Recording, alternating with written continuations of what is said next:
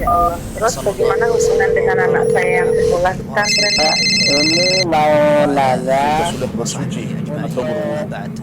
Terima kasih Kemudian Bapak. Assalamualaikum warahmatullahi wabarakatuh. Alhamdulillah dan katsiran tayyiban mubarakan fihi kama yuhibbu rabbuna wa yarda. Asyhadu an la ilaha illallah wa asyhadu anna Muhammadan abduhu wa rasuluhu. Amma ba'd. Pemirsa Fatra TV. Alhamdulillah sore ini kita dapat berjumpa kembali dalam program live interaktif mengenal akhlak Rasulullah Sallallahu Alaihi Wasallam. Alhamdulillah lama ya nak Basu ya. Alhamdulillah soalnya ustadznya kemarin itu berangkat haji, sekarang sudah pulang dan sudah bersama Fatwa TV merampungkan beberapa makalah yang tertunda. Insya Allah nanti akan kita tanyakan pertanyaan-pertanyaan yang nyangkut. Artinya pertanyaan-pertanyaan yang tidak sempat diungkapkan atau ditanyakan ketika pada waktu tablik akbar di Kota Batu. Ini masih banyak nih tersisa pertanyaannya. Nah, kita tunaikan janjinya ditanyakan kepada ustadznya di waktu live interaktif insya Allah ya ke depan. Dan kami berikan pengumuman atau pemberitahuan bahwa ada dua pemberitahuan yang akan kami berikan, bahwa jika ingin bertanya kepada Ustadz Dr. Sofyan Baswedan Hafizahullah Ta'ala pada sore hari ini bisa di nomor telepon 021 212 32 333. Kami ulang ya, 212 depannya 021 dulu, kode Jakarta ya, 212 32 333. Nah, ini telepon jalurnya bersih, bagus insya Allah. Nah, kemudian yang satu lagi jalur WhatsApp call atau telepon WhatsApp di 0821 7000 6087. Ya, mohon sebelum menggunakan fasilitas yang jalur bertanya yang kedua ini, kami minta untuk dicek dulu sinyalnya. Pilih lokasi atau titik di mana sinyalnya kuat, misalnya mendekati jendela atau dibuka pintunya atau dibuka jendelanya. Jangan buka bajunya, nanti masuk angin. Barakallahu fikum. Nah, sekarang tidak berpanjang lebar, tapi sebelum satu lagi, jika ingin tahu dakwah bersama Fatwa TV, nah ini kami menyediakan satu lagi nomor rekening yang tertera di layar. Nah, ini dia dua nomor rekening untuk bersama-sama membantu dakwah Islam bersama Fatwa TV. Barakallahu fikum. Ya, tidak berpanjang lebar, sekarang saat bertanya kepada Ustaz yang menyapa Ustaznya. Assalamualaikum warahmatullahi wabarakatuh. Ustazana Ustaz Sofyan Baswedan. Waalaikumsalam warahmatullahi wabarakatuh. Alhamdulillah. Sehat Ustaz? Alhamdulillah sehat. Tumben tak ada kopi nih. Kan? Game tumben nggak kopi, nggak ngantuk dah. Menyusul ya kopi. Alhamdulillah. Menyusul gampang. Oh, menyusul ya. Antum sehat saat? Alhamdulillah sehat Mas. Wah, langsung begitu pulang kegiatan langsung didera dengan kegiatan berikutnya ya Ustaz ya. Memang begitu Ustaz ya? Iya. Waduh, nggak ada capek. Ya fa idza faraghta fansab. Wa ila rabbika farghab. Iya begitu ya. Faraghta, kalau kamu sudah selesai dari satu kerjaan, iya, fokus ke kerjaan berikutnya. Iya, jadi cepat kita harus move on gitu ya. Orang Islam tuh harus cepat move on ya Ustaz ya. Jadi nggak berlama-lama ya. Begitu ya Ustaz. Berlama-lama. Iya, belum lama kita kehilangan seorang ustadz ya, senior kita ya, tempat kita saya di Bogor ya, saya belajar terasa sekali teman-teman di Bogor itu terus langsung disibukkan dengan yang lain-lain gitu, jadi tidak sempat berlama-lama dengan bersedih gitu. Barakallahu fikum Ustadz. Atas kalau boleh ini Ustadz kami kami tidak melewatkan waktu untuk mendapatkan faedah Ustadz dari semua asatidz Dewan Fatwa, tak terkecuali dengan antum juga yang ada di sini. Kami ingin mendapatkan juga nasihat Ustadz atau peringatan untuk kami semua, untuk juga pemirsa insyaallah seperti itu. Tafadhol Ustadz untuk nasihatnya. Baik. Bismillahirrahmanirrahim. Alhamdulillah wassalatu wassalamu ala khairi khalqillah Muhammad ibn Abdullah wa ala alihi wa sahbihi wa man walah, amma ba'd. Para pemirsa Fatwa TV, saudara-saudaraku yang dimuliakan oleh Allah Subhanahu wa taala. Alhamdulillah, tak henti-hentinya tentunya kita harus mengaturkan ucapan puji-pujian dan syukur kita kepada Allah Subhanahu wa taala yang tanpa henti telah memberi kita curahan nikmat. Di antaranya yang terbesar adalah nikmatul iman wal Islam, nikmat tauhid, nikmat berada di atas akidah dan manhaj Ahlus Sunnah wal Jamaah. Walaupun propaganda musuh-musuh Islam itu makin hari makin gencar, mereka tidak membatasi hanya bicara di televisi, namun mereka juga gunakan jejaring sosial, ya, buku-buku dan lain sebagainya, radio, channel-channel TV satelit, bahkan yang berbayar, semuanya tidak lepas dari makar mereka. Ya, sebagaimana yang Allah sebutkan, bal makrul laili wan nahar idz ta'muruna an nakfura billahi wa naj'ala lahu andada.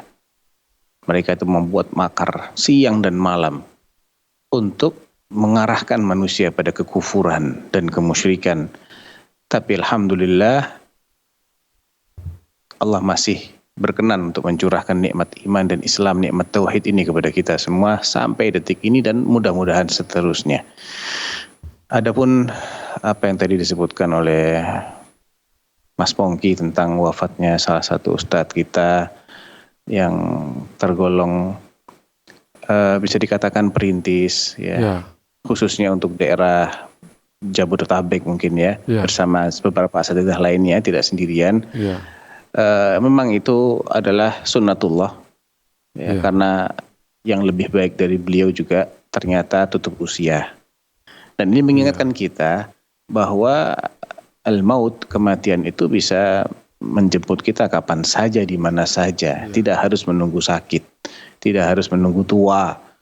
Oleh karena itu, orang yang bijak adalah yang mempersiapkan untuk menghadapi kematian itu. Tentunya persiapannya adalah persiapan amal, karena waktu yang kita miliki adalah di dunia ini. Untuk beramal ya di dunia ini.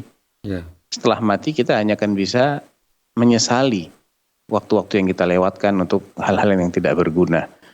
Oleh karena itu harusnya selama Allah masih memberi kita kesempatan, kesehatan, dan berbagai sarana untuk ibadah, mendekatkan diri kita kepada Allah, maka kita pasti manfaatkan semaksimal mungkin.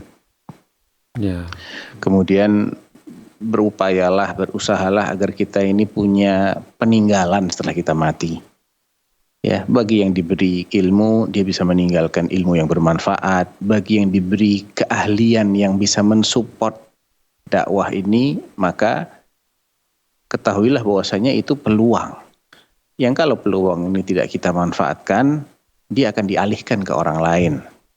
Itu juga sudah jadi sunnatullah juga. Sudah ketentuannya Allah seperti itu. Ya. Qala ta'ala, ha antum haula'i tud'auna litunfiqu fi sabilillahi faminkum man yabkhal. Mengapa kalian itu seperti mereka-mereka yang ketika diajak untuk berinfak fi sabilillah, malah bakhil. Pelit, malah sayang sama duitnya, pelit.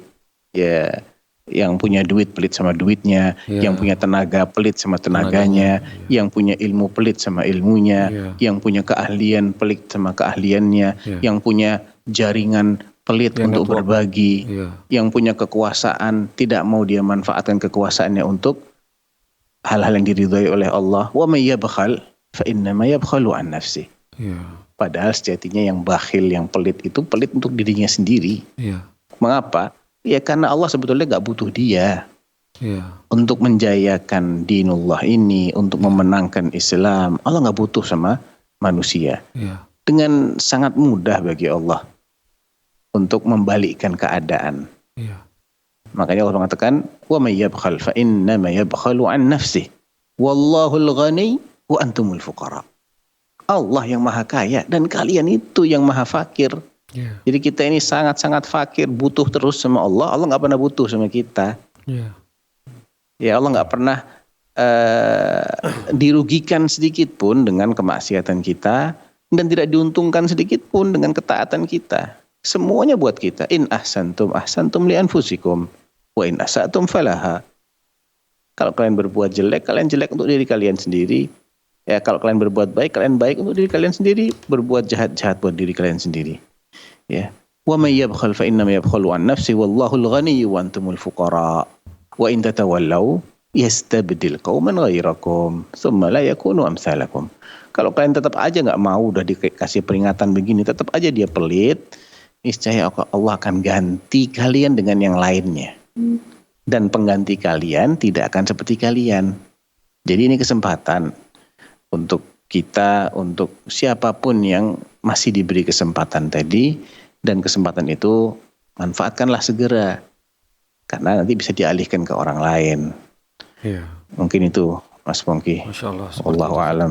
Masya Allah, barakallahu fikum Ustaz atas peringatannya untuk kita semua di sini, apa yang bisa kita sumbangkan untuk agama ini, ya untuk diri kita sendiri ya Ustaz ya, tenaga, keahlian, network, jaringan, punya kenalan, punya link yang bagus untuk bisa suburnya agama kita ini, seperti masjid, bantuan pondok, bantuan seperti itu Ustaz. Barakallahu fikum Ustaz atas peringatan untuk kita semua, untuk lebih tidak boleh bakhil gitu ya, kebakilan untuk mengikat diri sendiri dulu disiram ya Ustaz ya, bakilannya dengan harta kita nanti ya Ustaz ya.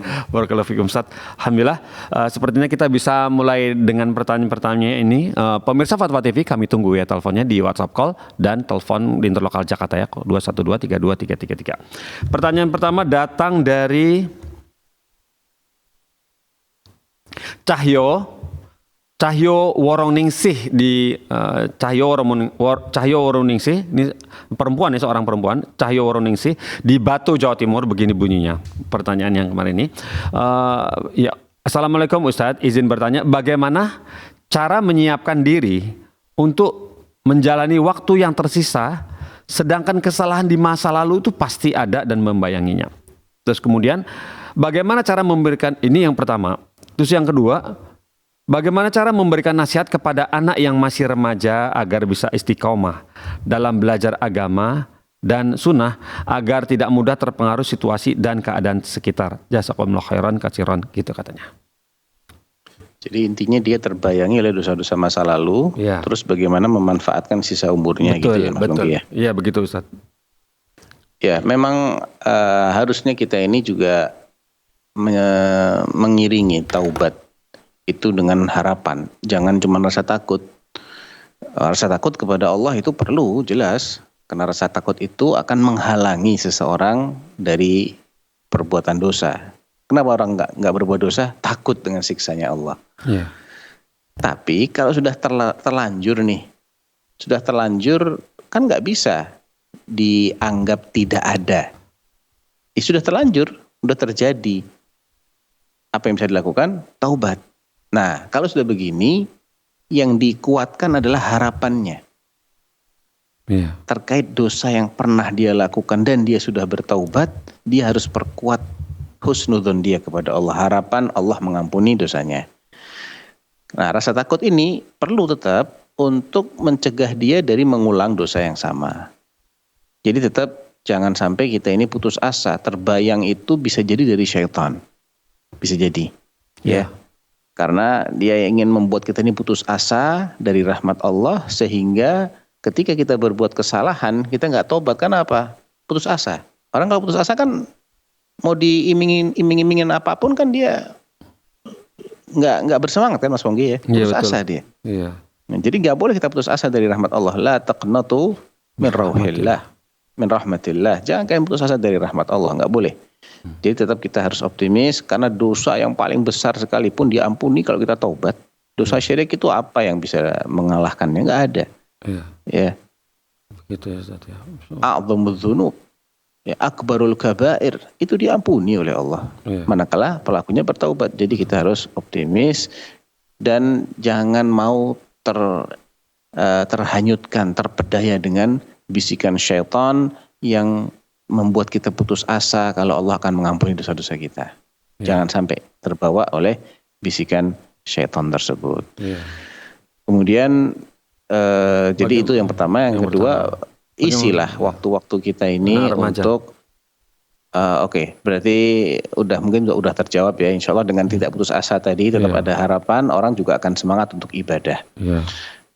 Tadi tentang remaja, bagaimana tadi pertanyaannya? Bagaimana cara memberikan nasihat kepada anak yang masih remaja agar bisa istiqomah dalam belajar agama dan sunnah, agar tidak mudah terpengaruh situasi dan keadaan sekitar, begitu?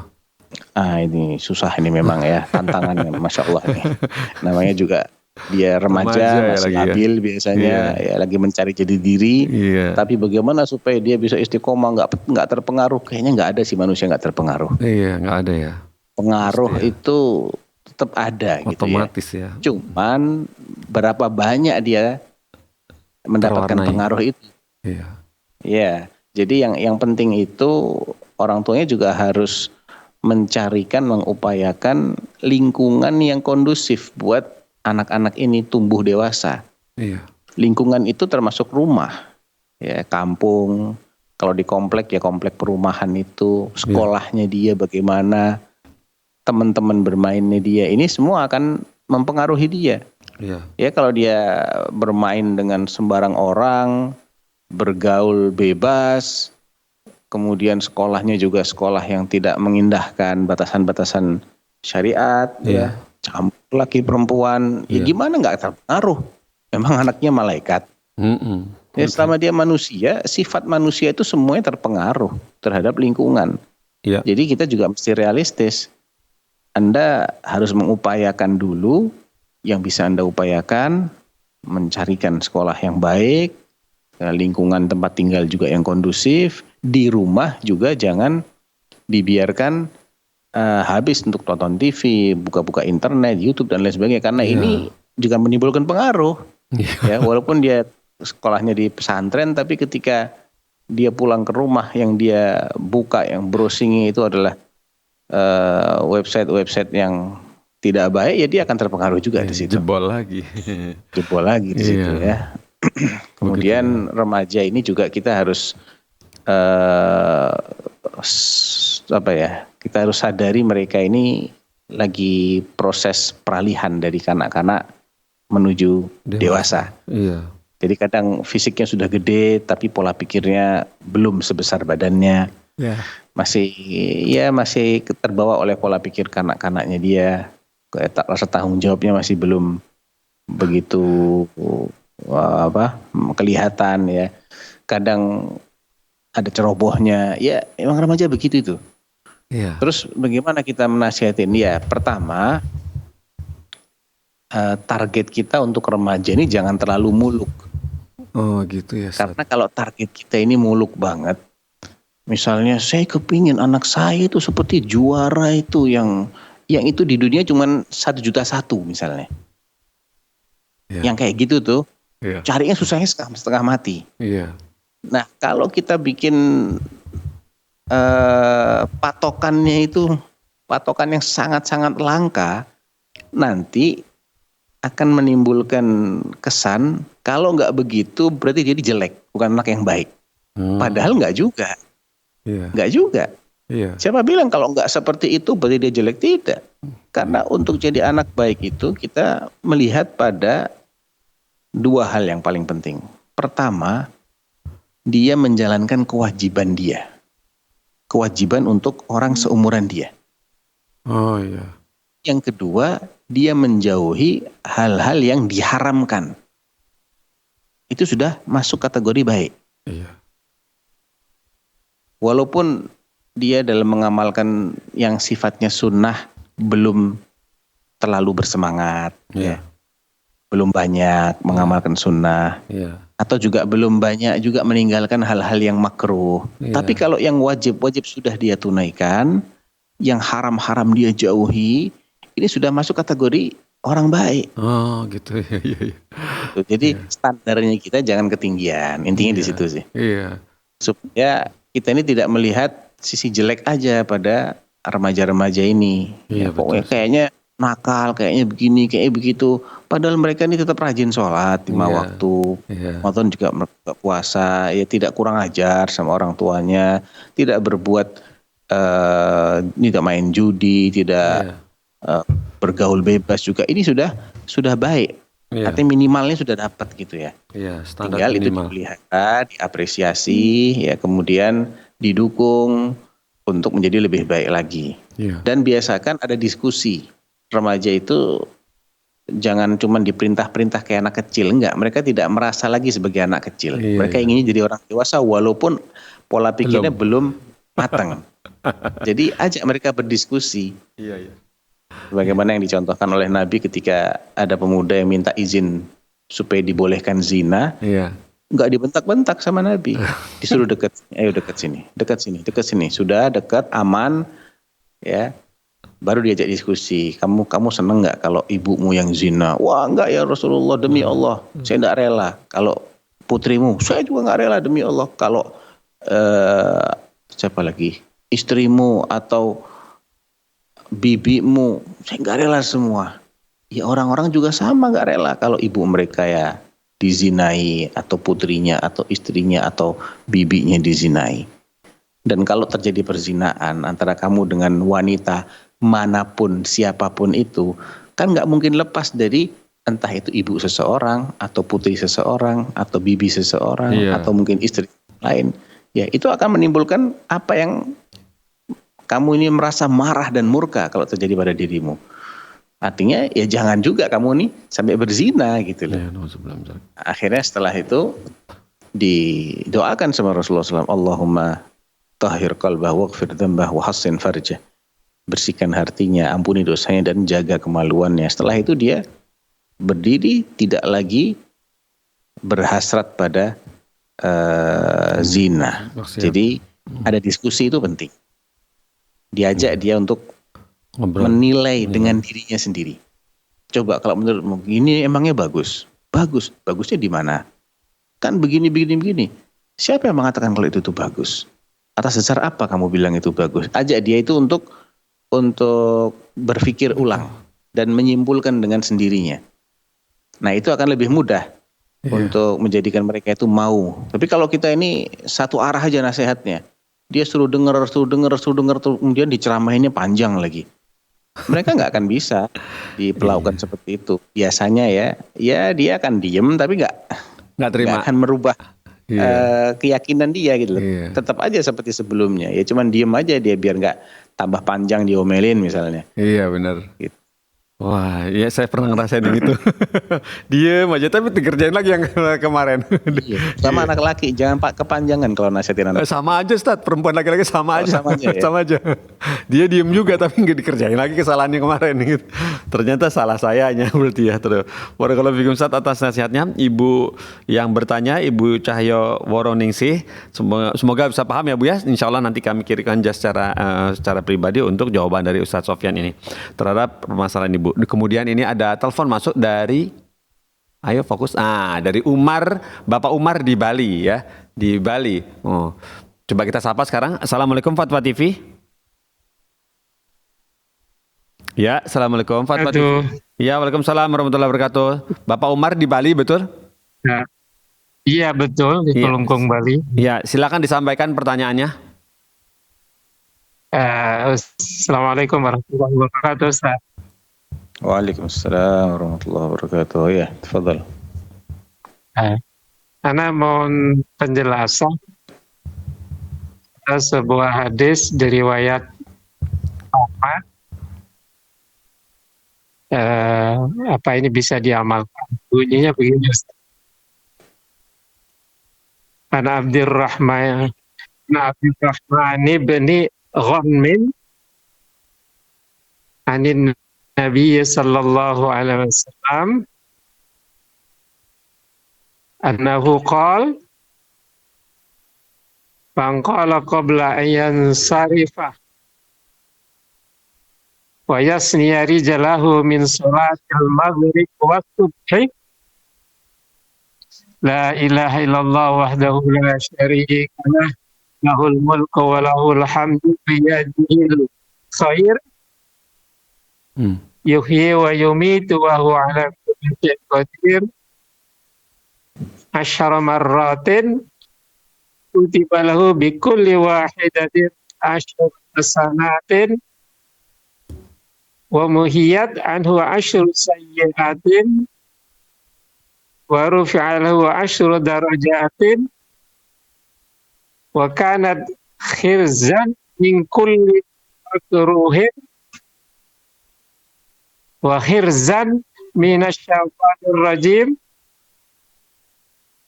wa lam yahilla li dzambin yudrikuhu illa syirkah wa kana min afdhalin nasi amalan illa rajulan yafdhuluhu yaqulu afdhala mimma qala. Ini hadisnya sahih apa enggak Ustaz? Bisa diamalkan enggak Ustaz? Ya, baik. Wah, iya. Tunggu jawabannya Ustaz. Terima kasih sudah telepon ke Fatwa TV. Tafadhol Ustaz ya. Ya, yang jadi masalah itu adalah ketika mengamalkan hadis dengan tata cara seperti itu, dengan paket pahala seperti itu. Saya agak meragukan validitas hadis kalau memang caranya harus setelah sholat subuh, setelah sholat maghrib, dan sebelum dia merubah posisi duduknya. Jadi masih ya seperti dia duduk tahiyat akhir gitu ya, atau duduk tasyahud. Jadi nggak dirubah posisinya, kemudian membacanya dengan redaksi seperti itu 10 kali dan mendapatkan semua yang dijanjikan. Kalau sebagian yang dijanjikan sih insya Allah masih ada dari lain yang menguatkan insya Allah ya. Tapi kalau persis seperti itu, nah ini tidak lepas dari komentar. Ada yang mengatakan itu dapat, tapi tidak harus dengan tidak melipat kakinya, nggak harus item pahala yang dijanjikan itu sebanyak itu gitu ya. Jadi misalnya hadis ini punya penguat nggak? Oh ada yang menguatkan, tapi di hadis lain nggak disebutkan sebanyak itu pahalanya.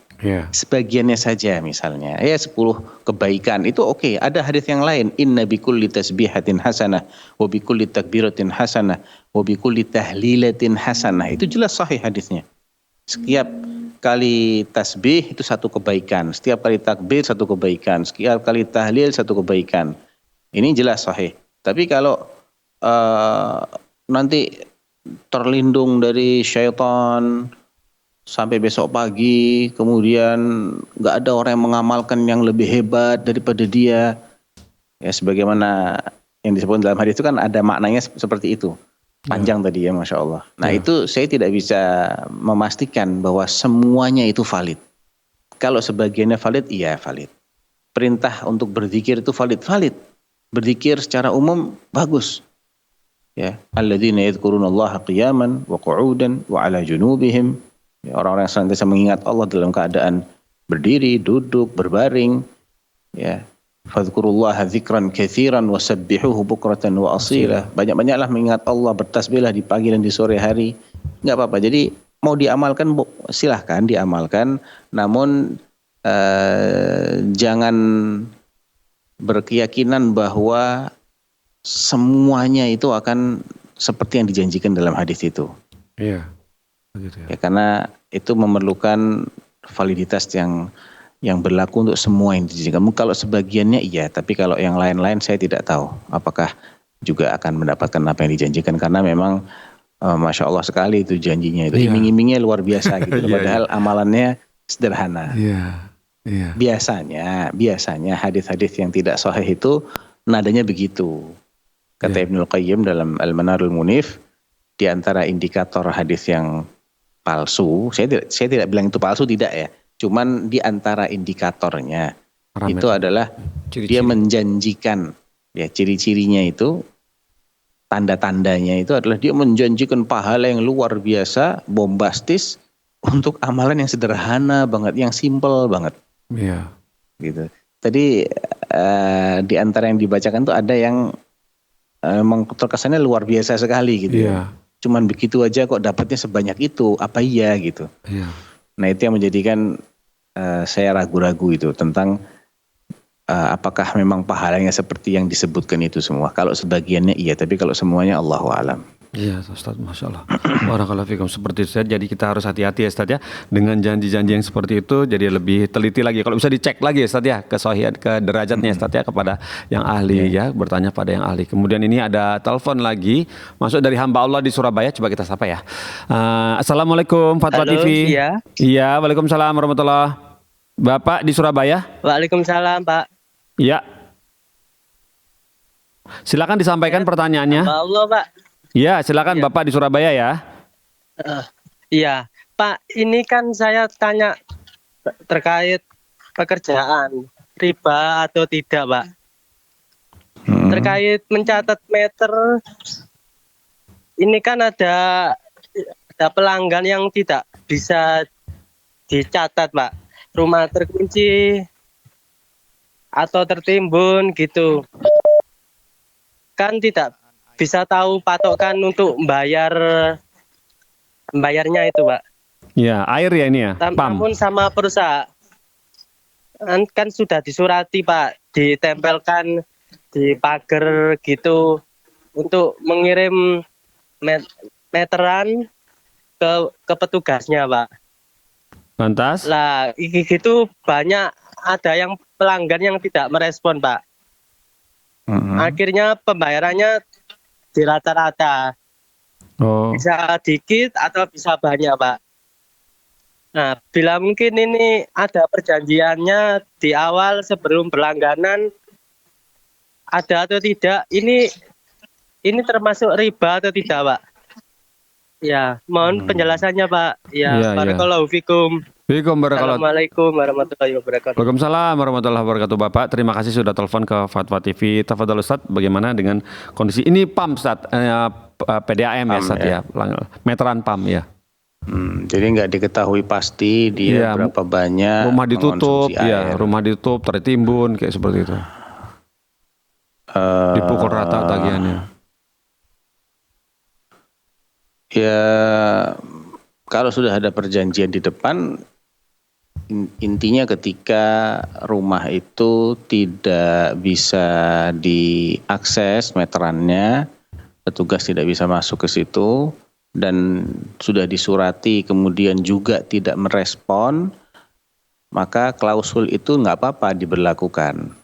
Ya, nggak apa-apa diberlakukan, karena yang namanya riba itu kan ketika dia itu menambahkan sesuatu namun tidak dalam jual beli. Ini kan sebetulnya kan jual beli sebetulnya. Iya, betul.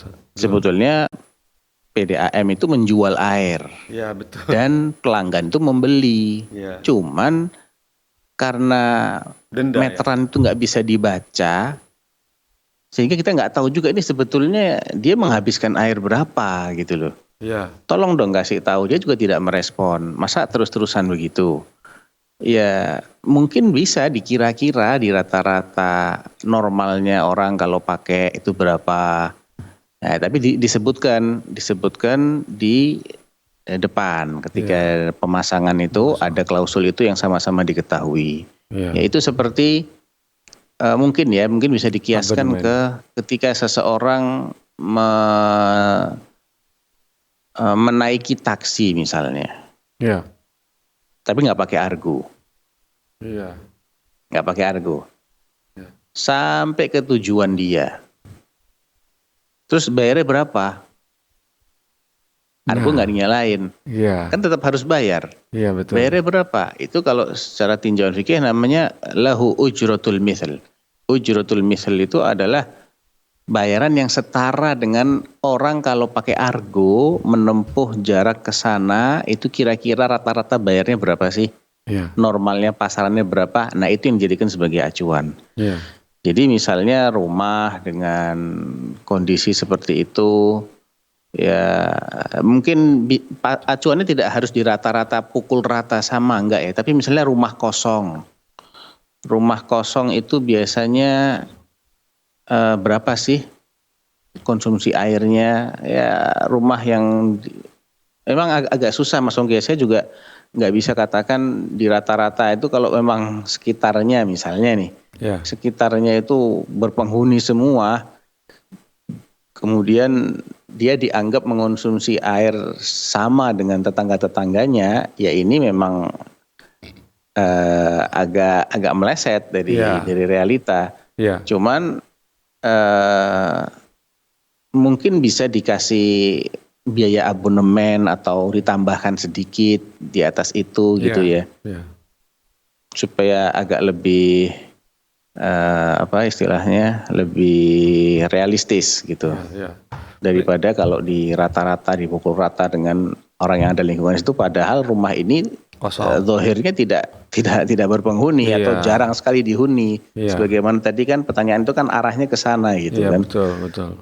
Nah, kalau sampai tertimbun itu kan berarti emang mungkin nggak ada yang make selama ini. Ya dicabut aja, dihentikan atau dikasih biaya abonemen, itu mungkin lebih bijak ya, lebih bijak. adil Iya, fair, lebih daripada kita bebankan dia dengan biaya rata-rata. Kalau ribanya sih insya Allah tidak riba, karena juga sifatnya kan jual beli gitu ya. Iya. Kecuali orang ini sudah nunggak, ya sudah nunggak 1 bulan, tapi sudah ketahuan dia pakai sekian, Iya. dia nggak bayar, maka di bulan depan ditambah. Nah itu riba tambahannya itu. Iya. Jadi yang belum terbayar bulan lalu misalnya 100.000, gara-gara dia telat bayar, dibayar di bulan berikutnya kena ketambahan 1%, 2%, berapapun tambahannya itu riba, itu nggak boleh. Tapi ini kan belum tahu juga ini dia makainya berapa, belum tahu. Iya. Tapi sudah dipakai atau jasa itu juga ada di situ. Kita juga nggak tahu dia pakai berapa banyak, itu nggak tahu juga. Nah ini gimana kita anunya? Ya mungkin paling tidak abonemennya. Iya. Atau Standar rendah. nanti dicabut aja atau gimana lah, Ya, kira-kira yang mendekati dengan realita gitu. Allahu a'lam. Barakallahu fikum Ustaz atas solusinya. Semoga Bapak Umar Bapak hamba Allah di Surabaya ya tadi ya, semoga bisa paham ya Pak ya. Jika ingin lebih jelas lagi mengenai ekonomi seperti ini, coba tanya kepada Ustadz Erwandi nanti hari Jumat insyaallah, besok berarti ya, hari Jumat jam 5 sore insyaallah, nanti dapat siapa tahu dapat solusi tawaran tips yang lain ya. Barakallahu fikum. Dan kemudian ini kita pertanyaan masuk dari telepon dari Bapak Badrus. Dari Bapak Badrus di Surabaya. Coba kita sapa. Assalamualaikum Fatwa TV. Waalaikumsalam warahmatullahi wabarakatuh. Ya Pak Badrus, silakan disampaikan pertanyaannya. Ya. Assalamualaikum Ustaz. Waalaikumsalam warahmatullahi. Oke, mengenai ini Ustaz, derajat hadis doa kafaratul majlis itu Ustaz. Itu derajatnya seperti apa Ustaz? Saya pernah dengar soalnya derajat ada yang menyebutkan derajatnya itu dhaif Ustaz. Ya, mungkin itu ada Ustaz. Belum teliti lebih lanjut. Afwan. Taib. Assalamualaikum warahmatullahi Jadi jawabannya saya juga dengar itu, cuman saya belum sempat simak. Cuman baca headline-nya saja, belum simak videonya, dan saya sendiri juga belum meneliti secara langsung. Taib. Ya kalaupun itu dhaif, ya artinya doa selagi tidak mengandung makna yang buruk, redaksinya itu baik, minta kebaikan kepada Allah, ya kemudian itu dibaca bukan dengan keyakinan Nabi menyunahkan yang seperti itu, ya saya ingin diampuni saja, saya ingin minta ampun kepada Allah Subhanahu wa taala, maka insya Allah tidak mengapa, ya. Tidak mengapa, karena ada sebagian ulama yang dalam bab fadhailul a'mal, keutamaan amalan, kan doa kafaratul majlis itu kan isinya tasbih kan? Ya. Subhanallah wa bihamdik asyhadu an la ilaha illa anta astaghfiruka wa atubu ilaik. Ada istighfar, ada taubat. Ya. Nabi SAW biasa beristighfar dan bertaubat dalam majelis beliau. Ya. Sekali majelis itu beliau beristighfar, mengatakan astaghfirullah wa atubu ilaih, itu tidak kurang antara 70 sampai 100 kali. Artinya tidak semuanya itu tidak berdasar gitu. Kan doa kafaratul majlis kan ada bacaan, ada tasbih di situ, ada istighfar di situ, ada permintaan taubat, ada syahadat. Nah, tinggal ketika kita mengamalkan itu, kalau memang kita masih ragu apakah hadisnya ini sahih ataukah dhaif, ya diamalkan dalam rangka mengisi majelis dengan zikir misalnya, ya dengan bacaan istighfar gitu aja. Adapun nanti apa yang dijanjikan saya dapat apa tidak, ya tidak harus kita meyakini bahwasanya yang dijanjikan bagi orang yang membaca kafaratul majlis itu benar-benar seperti itu. Jadi kita mengamalkan dalam rangka mengamalkan dalil-dalil lain yang memang menyuruh kita untuk banyak beristighfar dan banyak bertaubat dalam majelis. Dan majelis itu kan bisa di awal, bisa di tengah, bisa di akhir, ya. Selagi kita belum bubar, ya kita masih di majelis kan. Betul. Ya, sebelum bubar misalnya ditutup dengan istighfar, kita masih ada payung hukumnya lah, ada legal standingnya, yaitu hadis yang muttafaq alaih yang mengatakan Nabi itu di sekali majelis aja beliau istighfar sampai 70. Antara 70 sampai 100 kali. Nah, Masya Allah seperti itu Ustaz ya. Jadi masih masuk ya Ustaz ya, masih masuk standar yang biasa. masih ada payung Ya, hukumnya, masih ada legal standing. Iya, ya betul legal standing. Jadi ada masih dalam kebiasaan Rasulullah ya dalam majelis seperti itu ya, baca istighfar seperti itu ya. Barakallahu fikum Ustaz atas jawabannya. Bapak Badrus terima kasih sudah telepon, dan ini ada telepon masuk lagi dari Ibu Yanti di Sumatera Barat. Coba kita sapa. Assalamualaikum Fatwa TV, Ibu. Waalaikumsalam warahmatullahi wabarakatuh. Iya, silakan Ibu disampaikan pertanyaannya. Assalamualaikum. Waalaikumsalam warahmatullahi wabarakatuh. Mau bertanya Ustadz, apakah silakan. mandi wajib setelah haid disunahkan berwudu terlebih dahulu Ustadz? Baik. Jazakumullah khairan. wajib Assalamualaikum setelah haid, warahmatullahi apakah wabarakatuh. disunahkan berwudu terlebih dahulu gitu ya, Bu ya? Iya, iya. Silakan Ustaz. Sudah terputus? Iya. Ya, taib. Tafadhal Ustaz. Sudah ya? Iya. Ya, jawabannya disunahkan betul. Oh, gitu. Karena memang sifat mandi itu ada dua, ada sifat ijza, ada sifat kamal. Sifat minimalis atau sifat sempurna. Tata cara minimalis atau tata cara sempurna. Tata cara sempurnanya memang dianjurkan dengan berwudu terlebih dahulu sebagaimana yang dipraktekkan oleh Nabi Shallallahu Alaihi Wasallam. Hanya saja beliau mengakhirkan mencuci kedua kakinya. Jadi berwudu seperti mau sholat, tapi tidak mencuci kaki. Nanti kalau sudah membasahi sekujur tubuh, baru terakhir mencuci kedua kaki. Begitu. Nah, begitu ya. Barakallahu fikum atas solusinya untuk Ibu Yanti dalam ketika mandi wajib setelah haid. Jadi berwudu dulu ya untuk lebih sempurnanya saatnya baru mandi wajib. Kemudian pertanyaan berikut, apakah ada telepon? Ada? Baik, kalau tidak ada kita masuk ke pertanyaan berikutnya. Pertanyaan berikutnya ini datang dari Pertanyaan berikutnya datang dari ini, Masya Allah nih, dari Mujianah di Kota Batu. Pertanyaan yang ketika kemarin tablik akbar yang belum sempat terjawab. Assalamualaikum Ustadz, izin bertanya. Orang pergi ke dukun, sholatnya tidak diterima selama 40 hari. Gitu. Tapi bagaimana kalau orang yang pergi ke dukun itu tidak pernah sholat? Jazakallahu khairan. Iya. Bacanya juga saya geli.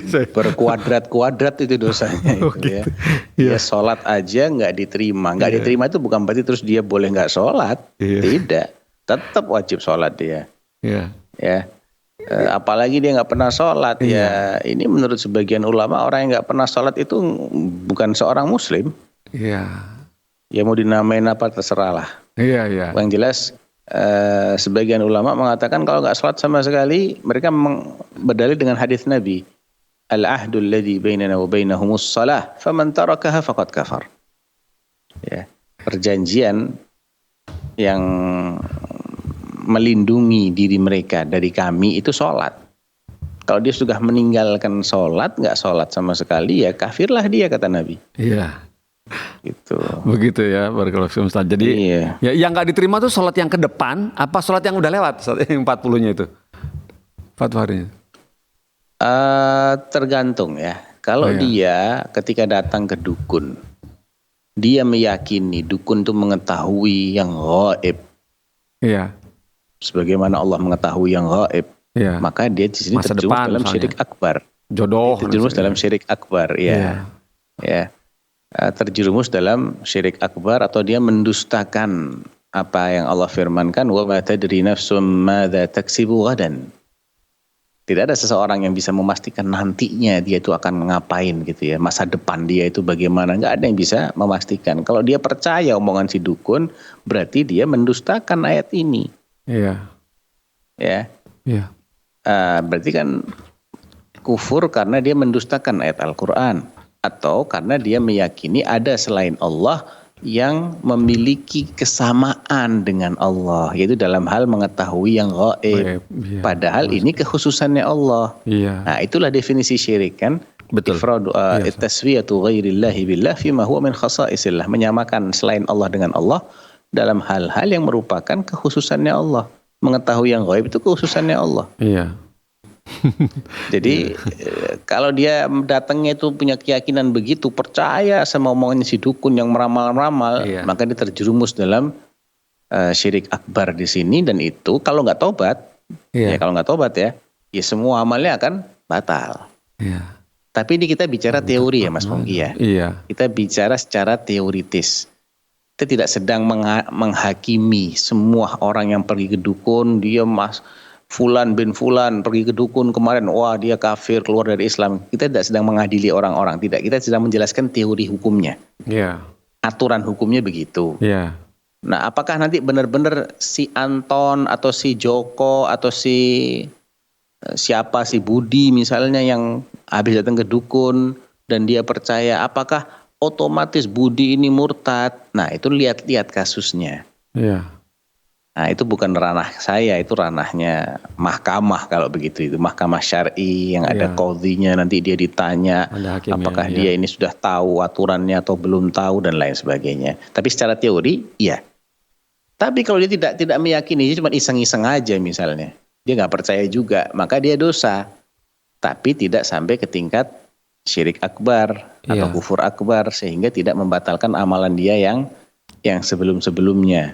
Namun itu akan mempengaruhi sholatnya dia berikut-berikutnya selama 40 hari ke depan. Itu zahirnya begitu Mas Pongki. Iya begitu ya. Jadi memang kasus per kasus ya Ustaz ya, seperti itu ya. Barakallahu fikum Ustaz. Alhamdulillah. Sepertinya waktunya masih ada sekitar 4 menit. Semoga masih bisa cukup. Masih penasaran, ada satu lagi dari Anik Pratiwi di Batu, Jawa Timur. Anik Pratiwi di Batu, Jawa Timur, seorang wanita ini. Assalamualaikum Ustaz, izin bertanya, bagaimana hukumnya seorang wanita terlalu ngefans berat terhadap Ustadz? Jazakallah khairan. Nggak boleh, itu fitnah. Itu fitnah itu. Ya, karena nanti membuka pintu zina hati ya, nanti bisa macam-macam lah. Ya, tundukkan pandangannya dan banyak-banyak beristighfar, apalagi kalau dia sudah punya suami, ya ini bahaya lagi nih. Ya bahaya. Begitu ya barakallahu fikum Ustaz, seperti ya. Jadi nggak boleh begitu ya, harus segera dialihkan ya Ustaz ya, seperti ini ya. Perbanyak ya dengar Ustaz yang lain gitu Ustaz ya. Jadi nggak cuma dengar satu itu saja gitu ya. Barakallahu fikum Ustaz atas nasihatnya. Alhamdulillah Ustaz, dengan nasihat antum kepada Ibu Anik Pratiwi, alhamdulillah mentuntaskan acara kita di sore ini. Barakallahu fikum Ustaz atas semuanya tips-tips dan nasihat yang sudah diberikan kepada kita semua yang ada di sini. Semoga bermanfaat untuk kita dan saya terutama, juga teman di studio, juga pemirsa di rumah. Barakallahu fikum Ustaz. Acaranya boleh kami tutup Ustaz? Boleh, tafadhal. Alhamdulillah, barakallahu fiikum, jazakallahu khairan. Pemirsa Fatwa TV, alhamdulillah kita sudah rampung di sore hari ini. Semoga Allah memberikan kebaikan, amal kebaikan, dihitung amal kebaikan acara kita di hari ini. Yang menyaksikan, yang bertanya, ya alhamdulillah, terutama yang juga yang menjawab tadi, yang mencerahkan ilmu kita, yang memberikan ilmu kepada kita. Semoga diberkahi ilmunya yang ada padanya. Barakallahu fiikum.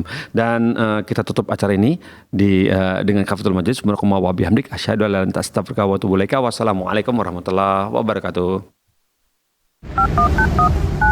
Ya Allah. Terus bagaimana hubungan dengan anak saya yang sekolah di pesantren?